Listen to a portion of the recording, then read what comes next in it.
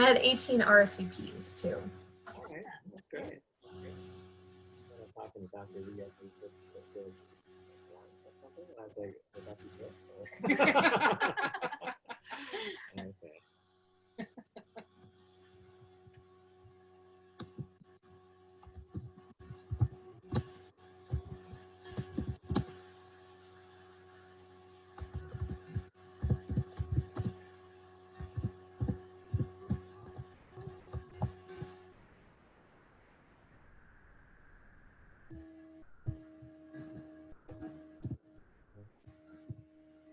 Yes.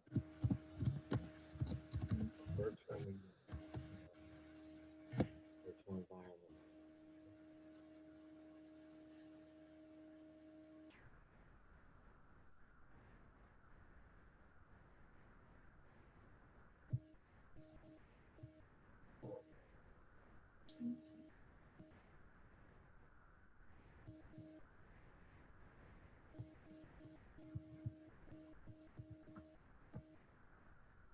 They're slowly starting to come in now.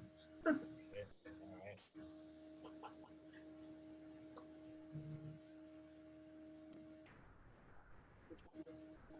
I do. It's all like this. Okay, so I'll go ahead and get started if that's okay. All right. All right, everyone, welcome to the webinar, COVID-19 antibody testing, not a magic bullet, but a keystone for surveillance, presented by the Temecula Valley Chamber of Commerce. Before we begin today's webinar, we have a few Zoom reminders. All attendees have been muted. If you have a question, please enter it in the chat box or the Q&A box. They are both located at the bottom of your Zoom screen. You will be able to see the presenter and their presentation. We can't see or hear you. You will receive a follow-up email with a video copy of this presentation, along with any links or documents discussed. This will include those speakers' contact information. I would now like to introduce our speakers for today. Shannon Miller is the Director of Clinical Operations at the United Medical Doctors Urgent Care. Shannon received her bachelor's degree in health sciences and master's degrees in medical sciences from St. Francis University in Laredo, Pennsylvania, and her physician's assistant degree from Riverside Community College. She also holds associate's degrees in physician assistant sciences and criminology. Prior to working in the health industry, Shannon served in law enforcement for 20 years. After retiring from law enforcement, Shannon began working in healthcare locally here in the Temecula Valley in the early 2000s. She has been a practicing clinical physician assistant since 2014 and currently serves in emergency departments locally at Kaiser Urgent Care and is an operating room first assist in addition to serving as the Director of Clinical Operations at the United Medical Doctors Urgent Care. John J. Hong, MD, is the CEO and founder of United Medical Doctors. He has served on multiple medical missions to Mongolia, Peru, Belize, Uzbekistan, Vietnam, Mexico, Ethiopia, India, and Haiti. He has helped train doctors and set up GI endoscopy labs in some of these third world countries. Dr. Han is affiliated physician of the UC San Diego Health Clinical Integrated Network.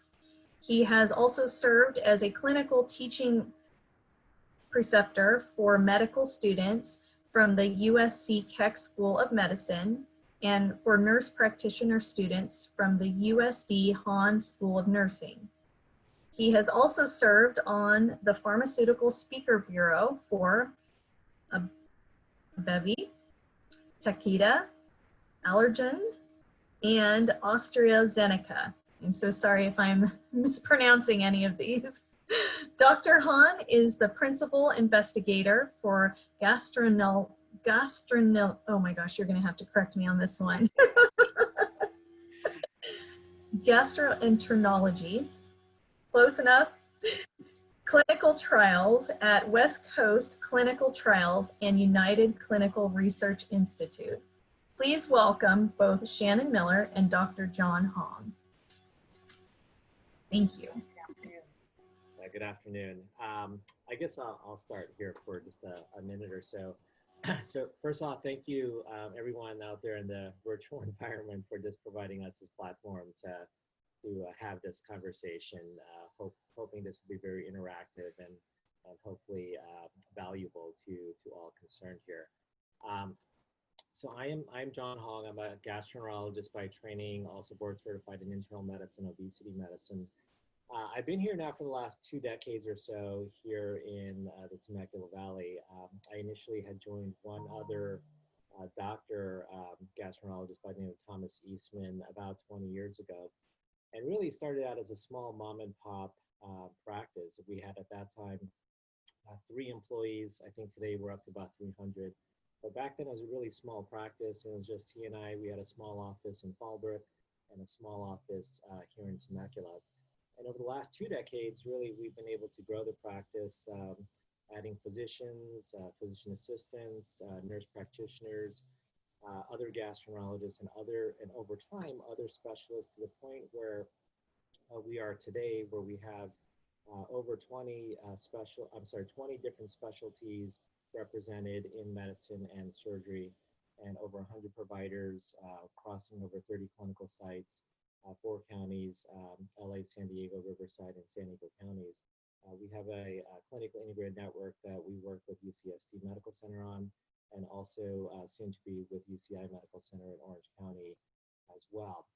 So one of the things we wanted to talk about today was, well, what's been going on obviously the last couple of months, specifically with regards to COVID-19, and as it pertains to antibody testing, because we really do believe that antibody testing, although we're still learning a lot about antibody testing in terms of how it would best be implemented in actual clinical practice, we do believe it shows a great deal of promise and potential in being able to help us resume our usual and normal business activities and making our businesses a safe environment for our employees as well as our customers and patients and so forth.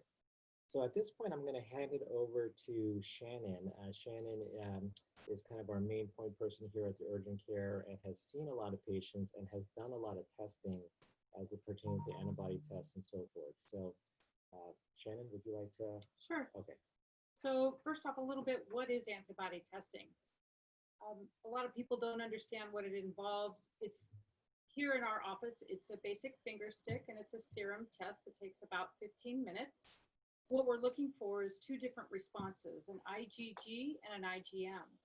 IgM response is recent exposure, the antigen is present in the bloodstream, and depending on the viral load that you may have been exposed to or your own personal immune system would dictate whether or not you actually carry the antigen. It takes about 7 to 14 days to form a response. And then over the course of time, depending on obviously the exposure that you've had, the IgM response would seroconvert, meaning it kind of develops further in the protein system of the blood and becomes an IgG response, which shows past or previous exposure that is now prolonged. Anywhere after 14 to 21 days, up to about 90, 100 days, you could show an IgG response showing you've been exposed, you've recovered, and you show the antibodies. That's what the testing shows here. What is an antibody? As I said, it's an antigen once you are exposed to either a viral or a bacterial invader, if you will, that you're introduced, whether it's via respiratory system, and it kind of invades your immune system. Your immune system will form a response to that antigen, and then again would start the antibody formation. Your immune system, depending on how strong it is, and again, the viral load would determine whether or not you can fight it off or whether you get real sick, almost like in influenza. Influenza is another viral load that we see that comes around every year during a certain amount of time, and there are influenza vaccines or a flu shot, if you will, and it takes last year's exposure of whatever the viral load is and hopes that when you get re-exposed that the antibodies from that viral load from last year, your body will recognize and fight off an infection. With any type of virus, unfortunately, they mutate. And this is what we have found with COVID-19. It came from a coronavirus. It's been around for centuries, if you will, the common cold. But for whatever reason, this strain has mutated into a very strong strain that started overseas. Mostly the outbreak was started in China. It has come across to the United States. It's mutated since it left China. It has mutated again since it's been in the United States. Is it going to mutate again? It will. What will our response be to it determines on the viral load, and again, as much as it has mutated and where we find ourselves after this pandemic exposure. What we've done here at this urgent care is we have partnered with a lab company called SD Biosensor, and they are a company that is out of South Korea. They developed the test back at onset of the outbreak in Wuhan, China. When they did develop the test, it was using the Wuhan, China patients so that they could have a good viral load to be able to do validity testing to make sure that it was sensitive as well as had specificity so that we could show is it testing for COVID-19 or is it testing for just coronavirus? Through their processes, they were able to weed out all the other coronaviruses, and our specific test that we do here with the company that we use looks only for COVID-19. So we don't detect any of the other coronaviruses that are out there every day, and they're out there today, which is kind of one of the reasons why we went with SD Biosensor over the 200 different testing kits that are out there. They are in the process of getting FDA EUA approval. What does that mean? That means that they have done the validity testing, they have shown their results, and they are sitting on the desk at the FDA waiting for the final stamp, like many of the other companies. This particular company has a good validation study, that enough so that South Korea is using it mostly in their country, and then India has also decided to partner with SD Biosensor, and they are purchased over 1 million tests to do their entire public healthcare system. So we're very comfortable with the company that we have chosen for this testing. In addition, we are working with the County of Riverside Public Health Department in that we are going to be reporting our data from all of our testing with antibody as well as PCR molecular swabs for some surveillance studies, and how can we work with the county in the event that this continues on. How do we find immunity? How do we find treatment options? And they are using our data as well. So we do have the backing from Riverside County as well for the testing that we are utilizing. What we are offering here today, obviously for anybody that wants to come in from the community, we feel at United Medical Doctors, we like to give a service to our community. We're vested people in the community. We've been here for many, many years, and we care about what happens here. We want to make sure that our community feels safe when they go back to work or when they go to the store, that they have an option, that they are able to find out, do they have it? Have they been exposed to it? What are their chances of being exposed? We try and educate our patient population as much as possible.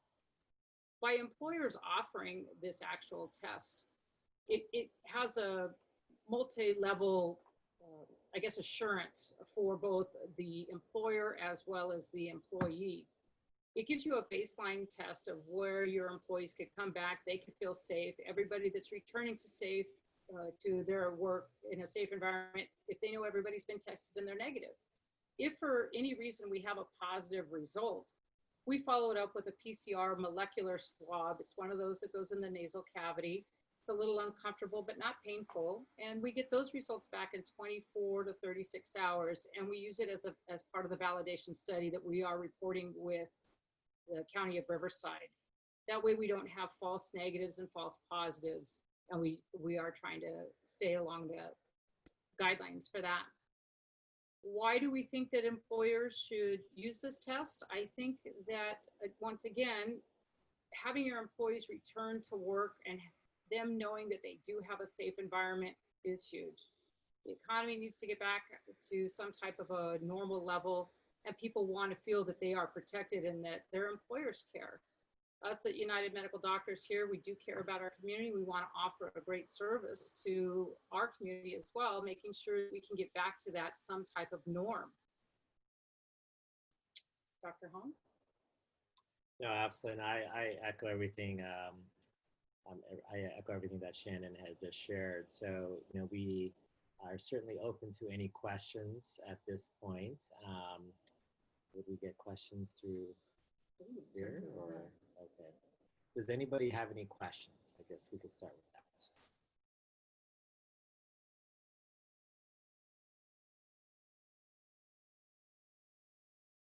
Okay, so one thing that I might add as well is so the cost for the test. The cost for the test, if on an individual basis, we take insurance here, and the visit is covered by your insurance. The test itself is $99. However, if you are a cash patient, because we don't take your form of insurance, it's $135, and you do see a provider with that. So again, as adding with having employers do it as a whole, that's a price point would be broken down depending on the size of your business and how many days you want to offer for your tests for your employees. That's all worked out. But for the average person out there that's coming in, we take the PPO insurances, we take TRICARE, and we take Medicare.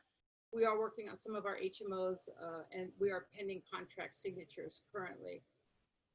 And that's where the 135 would come in. But again, you would get a credentialed test that you could take back to your employer. And then again, if the employers wanted to do the testing, we do have two sites. We have our urgent care site and possibly our high capacity lab site in Marietta, where we could do larger employers that have more than 50 or 60 employees that we could offer rapid testing for them. The good part about doing this rapid test as well, it is a 15-minute test. That is the time it takes to get back. PCR testing, which is the nasal swab, that takes anywhere from 24 to 36 hours to come back. So this will give everybody their peace of mind by getting that rapid response.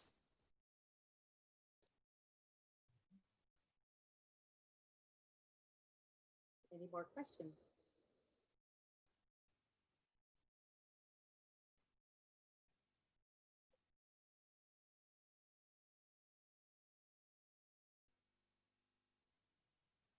So we're waiting to see if there's any more questions, a little bit more about the practice. We do offer, as Dr. Hong mentioned, quite a few of different specialties. The benefit of coming to utilize our urgent care is we also have the ability to get you direct referrals, sometimes same day, sometimes next day, which gives you a more comprehensive medical care on a more urgent basis. So that is part of our plan here. We do have a question. It says, what are your locations and addresses? The main location you would come to would be our urgent care office. It's located at 31150 Temecula Parkway, Suite 101. It's just past Rancho Christian School, just past the baseball field and the McKenna Medical Buildings. Our hours here are Monday through Friday, 8 to 6, and Saturday and Sunday, we are 8 to 2. For larger corporations, we would find off-hour times so that they wouldn't be integrated with the urgent care population, so that we would just be seeing and treating and testing your employees specifically to help for a faster flow, if that was an option you were looking for. Our Marietta Point office, which may be another secondary site in the event that we have a large number of employees that need to be tested, that is across the street from Rancho Springs Hospital off of Hancock and Marietta Hot Springs. Yeah, the address of 40663 Marietta Hot Springs Road, but easy thing to remember is just our website also. It's United MD, so short for United Medical Doctors, but unitedmd.com, and all of our locations, phone numbers, and so forth are listed on that website.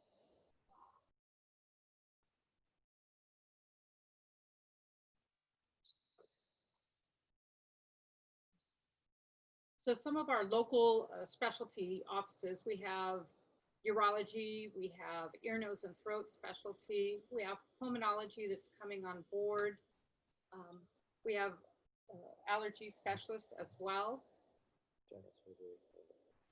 general surgery, colorectal surgery, and obviously, and we did just recently add plastic surgery to our group as well.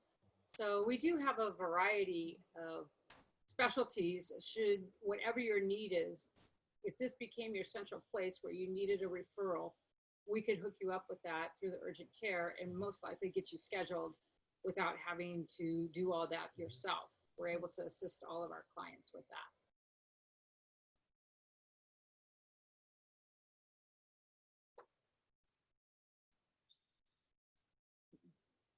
No questions.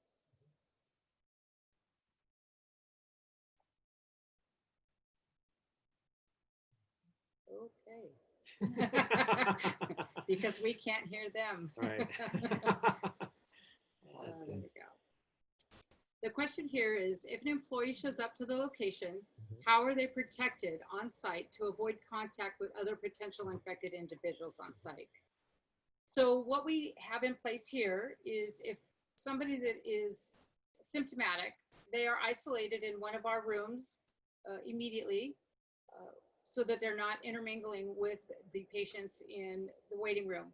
Most of the time patients do call in, they do let us know that they are symptomatic, and we bring them in through our side door, and we have a room specifically identified for symptomatic care patients. All of our staff is still wearing masks here. We do have proper protective equipment available to us here. We do have that so that we are protecting not only ourselves, but our patients from any other potential exposure.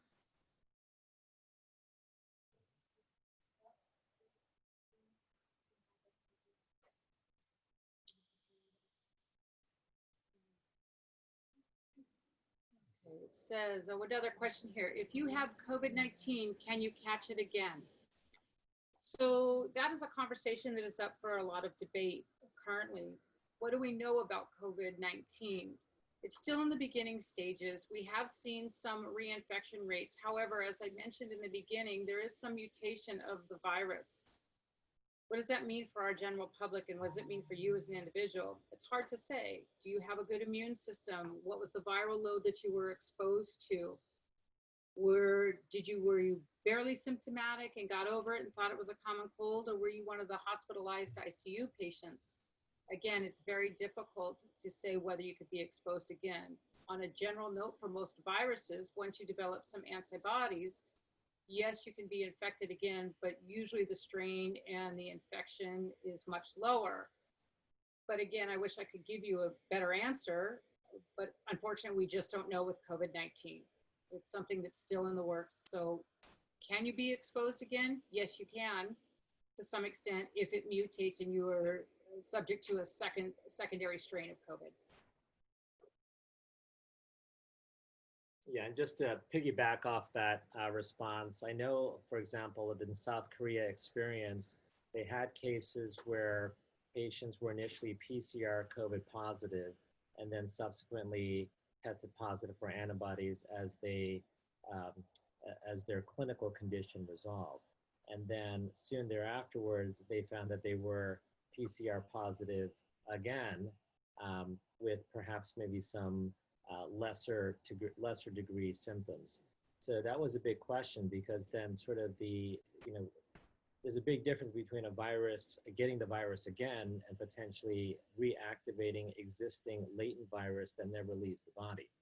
So I think that while the jury on the answer to that precisely is still out to some degree, I think the consensus has been that the virus or the RNA that they found on the PCR the second time, for the most part, was more sort of residual genetic material that wasn't significant enough to cause any significant clinical consequence.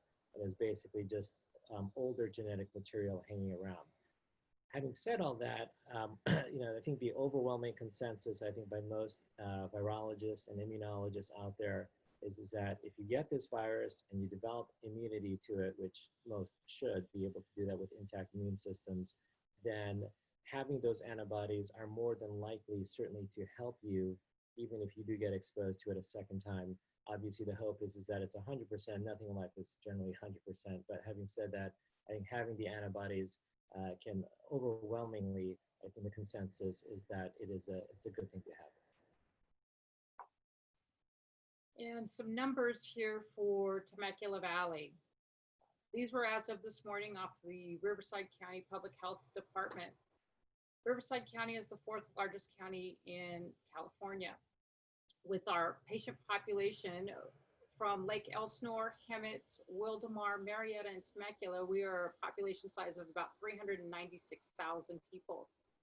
According to the local website for public health, within our geographic region of the county, as I just mentioned, there have been, 590 confirmed COVID-19 cases. Of that, there have been only 24 deaths.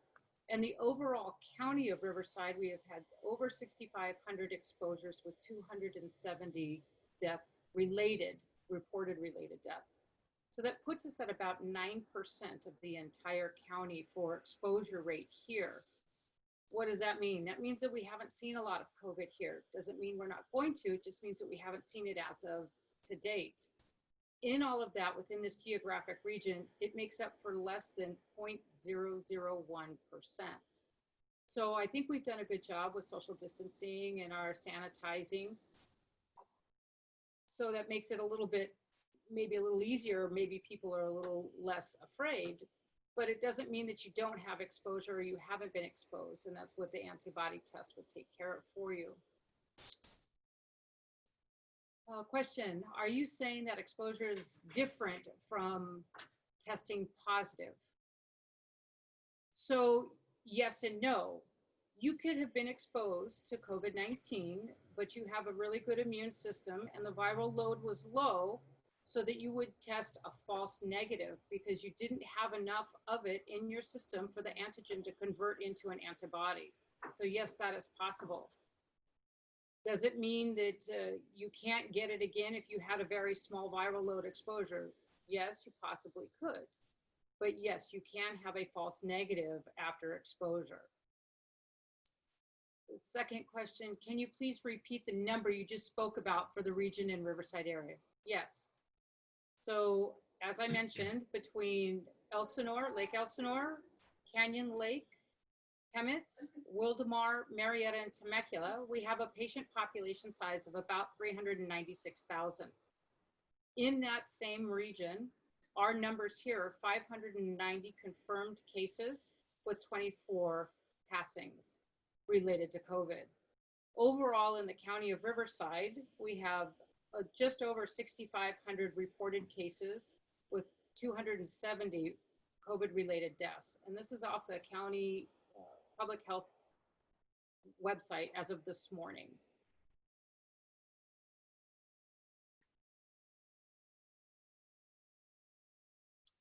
Yes, so just to piggyback off that answer, while we think certainly that there could be more undiagnosed cases out there, because obviously we haven't tested 396,000 individuals out there. We do believe that certainly from the experience throughout the world, that there are probably less or subclinical type cases out there in the sense where patients may not be exhibiting a whole lot of symptoms, or in some cases may not be exhibiting any symptoms, but had exposure and potentially subsequently developed antibodies. And we've seen that in other cities around the country where they've done some serology testing and found that a large portion of the patients who have had antibodies that were positive didn't really exhibit much in the way of symptoms. But again, it's one of those things that I think the more we test, we'll probably find more positive cases, and certainly the more tests we do for antibodies, we'll also find more positive antibody cases, even in some patients who previously were not all that symptomatic. One of the questions, are these tests accurate? So what we, again, as mentioned, when we first started looking at antibody companies, we found that SD Biosensor they have a 98% and 99% sensitivity and specificity. What does that mean? That means that if you do have exposure, that it is able to detect it, and it is specific, 99% to COVID-19 versus any of the other coronaviruses that are out there. So it is specifically designed for COVID-19. Next question is, does the region include Menifee? Yes, it does include Menifee as well. Second question, third question, maybe this was already answered. The individual tests positive during the visit to the clinic, are they released after? Or does the clinic work with the hospital at the point for further isolation and control of infected cases? So having worked both here and having positive antibody as well as PCR molecular testing, which shows active infection, as well as in the local emergency departments, hospitalization is required if you become extremely symptomatic and you're unable to breathe or you're having respiratory compromise.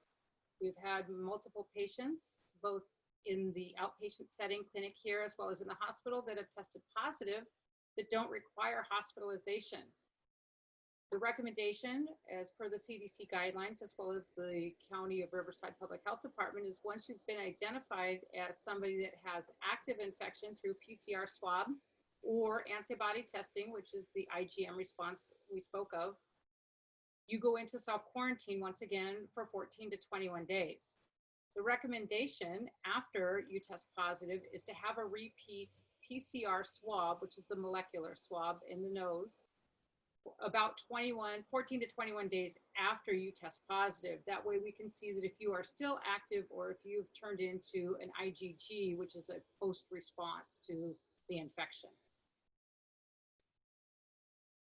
Yeah, so just to piggyback off that as well. So I think in the setting where your IgM, and this is where I think having the different antibodies are really important. If you're IgM antibody positive, that certainly could suggest that you may be getting over the virus, or it could certainly potentially suggest that the virus may, to some degree, still be in your system. And from that perspective, having a PCR test that we also offer to determine the actual virus in your system, I think is very, very important. I think as Shannon alluded to, if you test positive for IgG, and I think an isolated IgG in the absence of any virus and in the absence of any other symptoms that are worrisome, I think there's perhaps a past history, or maybe not even a past history of past exposure some weeks ago or a month ago and so forth. I mean, that's actually a good position to be in, we think, because from that perspective, it's highly likely that you may potentially be in a situation where you might be immune at that point from having COVID in that potential scenario. So a lot of questions, certainly, I think that would develop once these tests start becoming positive or negative. But there are sort of guidelines with each specific scenario. And again, as mentioned before, IgM on the antibody test will show 7 to 9 days up to about 21 days on the test that we currently offer. And the IgG response we are seeing starts anywhere around day 20 to about 90 days out. So it does have some pretty good availability for those people that were sick earlier in the year. Question, how long does it take to get the results from a test? For the antibody test that we are offering here, it's a 15-minute response time. You come in, you get checked in, you fill out the very simple paperwork. You have your finger stick, and then we usually have you have a seat in the lobby, and then we give you a paper with your results listed on that. Pretty quick. If you are a candidate for the molecular swab, nasal swab, we're getting those results back in about 24 to 30 hours is about our time frame for those. Yeah, and with that, over the next couple of weeks, we're likely going to be reducing that turnaround time to maybe probably less than 1 hour. So there's been definitely some improvements with regard to the turnaround time, even for the molecular PCR test. Question, how long does it take to get the results from a test? Do you test for other viruses. So yes, we do. We also have a BioFire respiratory panel that is done with a nasopharyngeal swab as well, and it tests for 14 different active viruses and bacterial infections. It takes about an hour here in the office. You can either stay or go home once we swab you for it, and we are able to rule out some other viruses, including coronavirus that's not COVID related. Yeah, so you can have all different kind of viruses, adenoviruses, respiratory syncytial viruses. You could have regular influenza A and B. You could have streptococcal pneumonia, which is a bacteria. So certainly there are other bugs out there other than COVID-19 that we've long had to deal with, and we certainly will have to deal with as well in the future, in addition to COVID-19. So I think it's certainly important from a therapeutic standpoint to be able to know what it is that you're treating.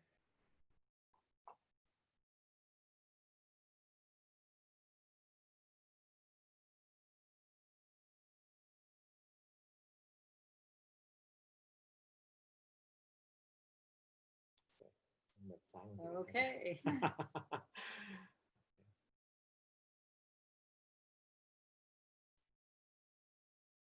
Any other questions out there for us?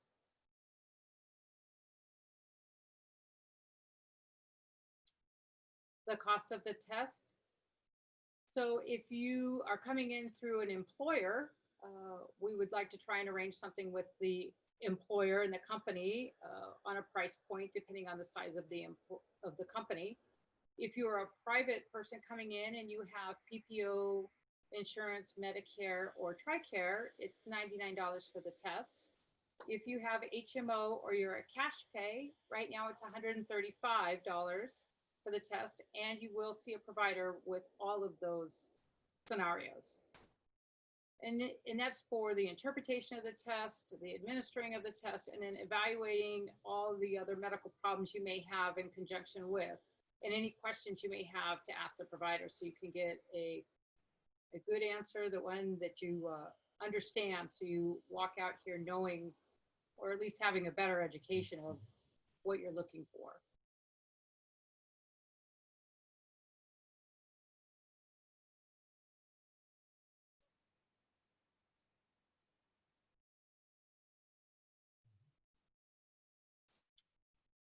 Okay. So the phone number here to the clinic, in case you are not able to get to the website right away and you're looking for more immediate answers, it's 951-383-2618.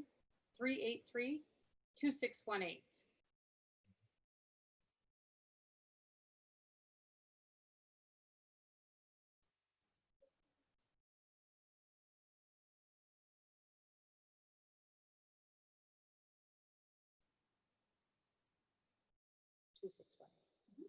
2618. Sorry, 383-2618.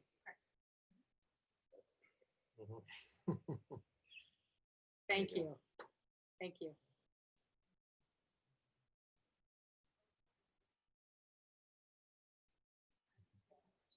Any more questions out there?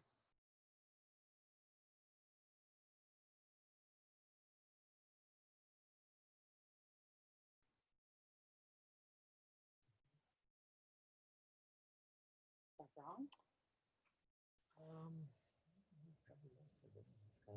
Browsing. Anything else we could mention?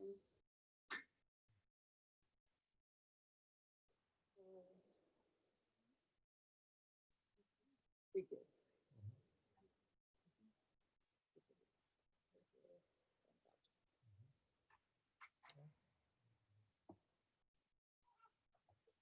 Yeah, Temecula, at least as of today, still has, I believe, 0 deaths related to COVID-19, and I think Temecula as a whole has done really a remarkable job with all of the preventative measures of social distancing, wearing masks, and sheltering in place, I guess, throughout this time.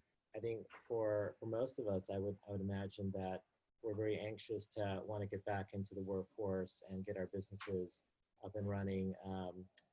Closer to pre-COVID days. So again, I think from the standpoint of being able to provide a safe work environment, provide level of confidence, both for employees as well as for potential patrons. I think that this is another tool, certainly, that we have in our toolbox from which we can better prognosticate and better prepare ourselves to be able to do that. So, we're open and ready and willing to be able to be a resource, certainly, to the community and to partner with you all in all of those endeavors. We do have another question. The question is, what do you say about children returning to school, and would you send your children? A loaded question. Wow. That's a tough one. So again, there's not a lot of herd immunity here. What is herd immunity? Herd immunity is where you have open exposure in a large area that people have been able to develop antibodies or a resistance to bacterial viral infections. With social distancing, with stay at home, with not being allowed to go into larger group environments, sometimes we need to realize that this may slow us down in being able to develop herd immunity. As far as the schools and what do we do about our children, there's the whole new response that we're finding related to the inflammatory response in children. Again, that's just starting to happen. There's so much of the unknown. If you're asking me a personal opinion, I would have an opinion, but as far as a medical decision on whether or not we should open schools, I think that that's really determined by the Department of Public Health and city officials to feel for them to be able to weigh the options out there to say of whether or not it's a safe environment to send our kids back to school, I think is the politically correct answer. Shannon, what is your personal opinion? My personal opinion is yes, I would send my children back to school. And why is that? I believe that we have some exposure here in the Valley, and I think that it would be a good idea to start developing some herd immunity here. Yes, there's a risk. My children obviously they're healthy. They don't have any autoimmune conditions that makes them higher risk. So for me, I personally feel comfortable sending my children back to school. Have I tested my children? Yes, I have. And my children are negative. Have I tested myself? I have, and I am negative. I work in the hospital environment. I have had multiple ICU COVID admit patients, and I am still asymptomatic and negative. And that's all through proper PPE and precautions that and protocols that have been set in place that all of us are utilizing now. Dr. Hong, how about you? Yeah, no, absolutely. No, this is a good question. As I myself have 5 kids, and this is going to come up soon. I agree with what Shannon said with regards to. I mean, obviously, we have a lot of folks, a lot of healthcare officials, and so forth that are analyzing all the data, very much in depth to be able to come up with the best recommendations as a city, as a county, certainly in the coming days, weeks, and months. Having said that, on a personal level, if I'm being asked that question in May, I would say I'm not sure that it's going to be a one-size-fit-all. I mean, I actually do think a hybridized type approach may potentially be something worth considering. I mean, I respect those individuals and families for whom they would prefer a continued virtual platform that focuses mostly on online learning and so forth. And I think there are certainly some families for which that works very well. On the other hand, I think there may be other families for whom they feel more comfortable, more confident about sending their kids to school, understanding that no matter what we do, it's not likely that the risks are going to be 100% mitigatable, really, realistically, even after we get a vaccine to some degree, because vaccines are not likely to be 100% preventative either. So no matter how many vaccines we get, no matter how many medical therapeutics we have, there's always going to be risks. So to that extent, obviously, I think there are some, whether it's social interactions, whether it's sporting events, whether it's clubs, or just all those types of things. Obviously, we've never we've never had complete shutdown for influenza or for common colds or other types of illnesses. So there's certainly precedent out there to kind of what I think Shannon was alluding to with regards to realizing that exposure does not guarantee complete protection.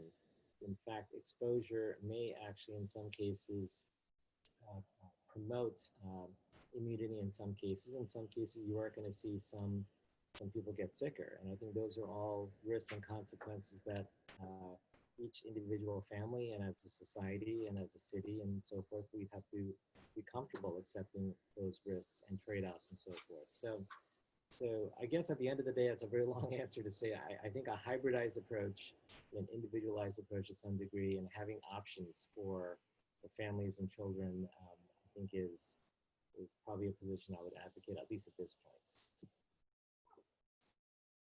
So another question came in, if we do not have symptoms, should we get tested?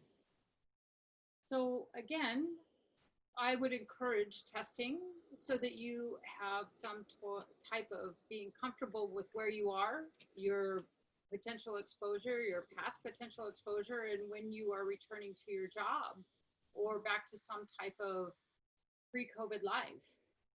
Everybody wants some type of an assurance of how they feel and what they're potentially exposed to or what they have been. So sometimes peace of mind is mentally necessary to be able to move forward. So yes, you can still get tested, and is it worth it? I believe it is. So question, the first one, does your clinic test children in addition to adults? Yes, we do.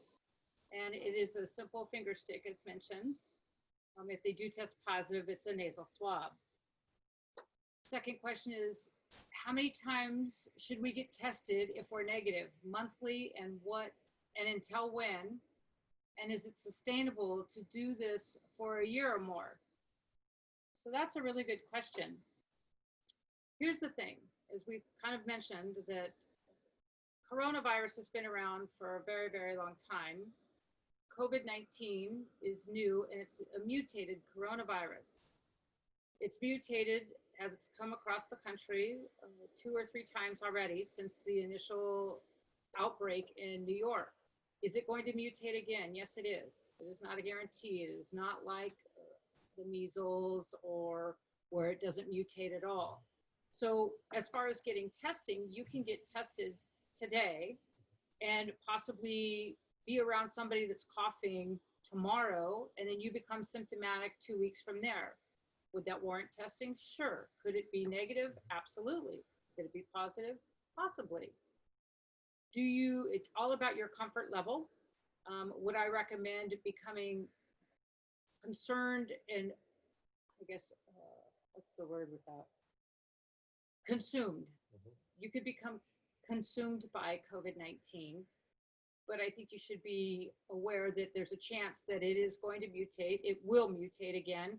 And when it mutates, it may be a lesser strain, and it could be a stronger strain. So yes, I would test. And if you feel that after 2 negatives, that's good, I would call it, that would be a good testing ground for you. And then in the event when we start into the flu season, if you want to get tested again for baseline, that's absolutely a possibility as well.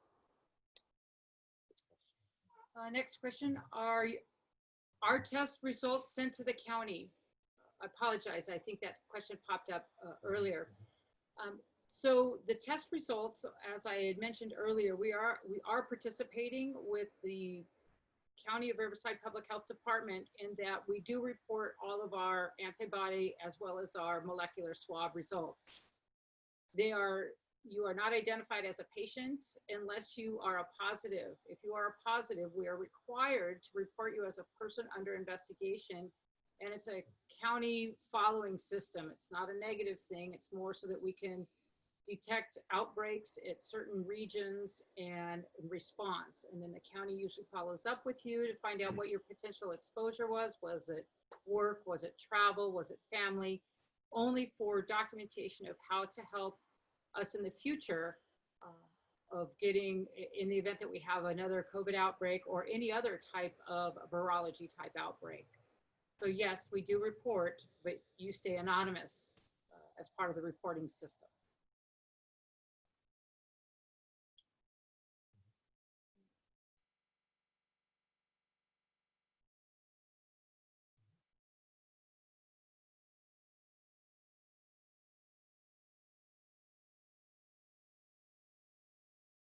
Any other questions out there?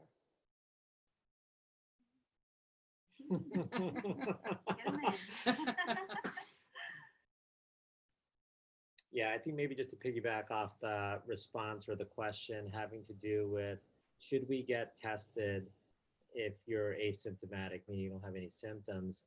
Again, obviously that's an individual choice. I think it's highly situational. I think if you're in a higher risk profession, I think certainly in the healthcare field, wherein you potentially have exposure, or you can certainly expose even other fellow colleagues, patients, and so forth. Absolutely. I mean, I think as healthcare providers, we should get tested often for those obvious reasons. I think if you're maybe living in a domestic situation where perhaps maybe you have, we've known for a year, well, we've known for a long time regarding COVID that the elderly are much more at higher risk, that if they were to get COVID, their morbidity and potential mortality is much, much higher than the young people, at least as far as our data would show. So if there's close contacts and so forth, I think, again, that's another situation where the benefits of getting tested are probably pretty clear. So really, at this point, it used to be, I think when we first opened up COVID testing, particularly with the nasal swab, you had to have symptoms in order to qualify for a test. Nowadays, whether it's the nasal swab or the antibody test, symptoms, no symptoms, it really doesn't make any difference. Everyone is invited to get testing. In fact, taking the example of, say, South Korea, for example, when South Korea and the United States ended up getting COVID the very same day at the same time, but South Korea, of course, tested massively early on, and with that massive testing, they were able to keep the numbers of affected to a low number, relatively low number compared to the rest of the world, and they were able to keep the number of deaths. I think what we're up to, what is it, about 80,000 or so deaths in this country or more.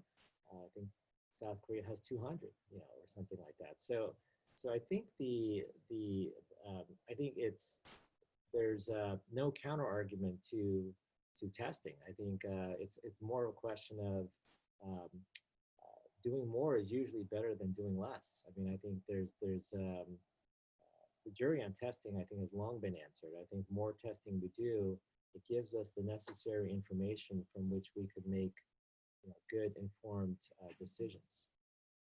There's another question. So the next question is, can you tell us the difference between antibody test and a virus test, and which one do we recommend? So a virus test would be like the BioFire that we had discussed. It's a nasopharyngeal swab, and it does test for multiple different viral loads as well as some bacterial strains of infection. It depends on your symptoms. You can run them together with antibody because the BioFire, it does test for COVID-19 under specific guidelines and specific test kits. But the BioFire machine that we do offer here at this facility, it does test for 14 different viral loads and bacterial loads. What's the difference between them? Well, the two tests would determine one of the 14, or antibody testing is currently offered here specifically for COVID-19. But if you are having symptoms and you aren't sure if you were potentially exposed, then possibly both tests would be something that's a right way for you to go versus one or the other. But right now, the viral testing that we offer tests specifically for viral antigens, not COVID related. Which one would I recommend? As I mentioned, it depends on your specific situation. If you have, as Dr. Hong had mentioned, if you do have potential exposures, you're a higher risk, and you still have some symptoms, then I would recommend doing both testing.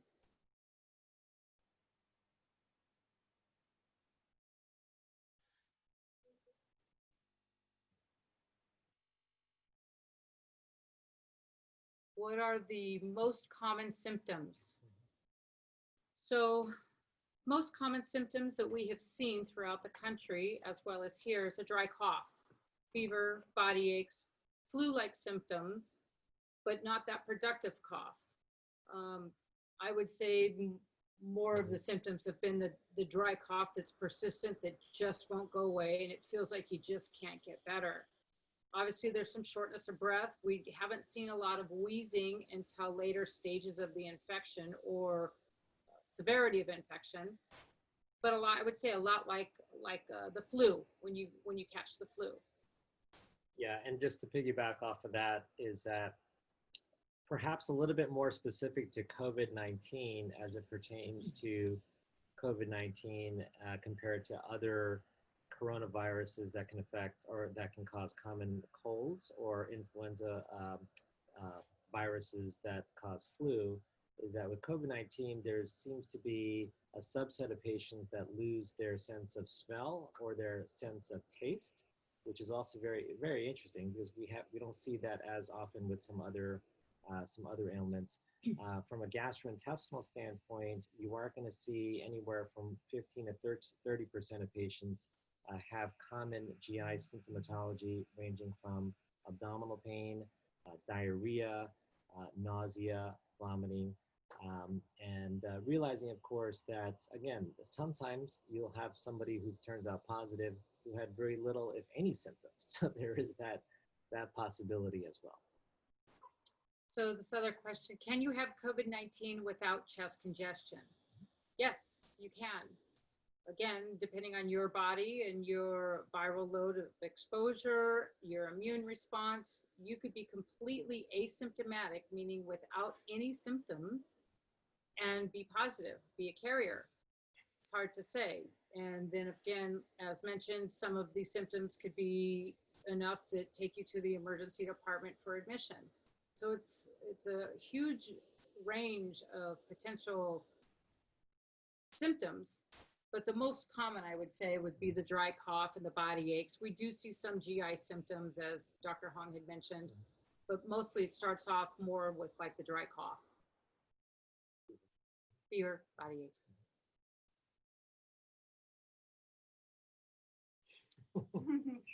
Well, a human being here. Well, I want to thank both of you so much for speaking today. There's a lot of great information. Thank you. Thank you for arranging it. We really do appreciate it. Thanks very much. The opportunity was huge. You're welcome. All right. Well, thank you. And we will be, oh, there is one more question. Oh, no, it says thank you. Okay. All right. Thank you so much. A link will be sent out to all of the webinar guests with this video, and it will also include you as well, so you guys can share this.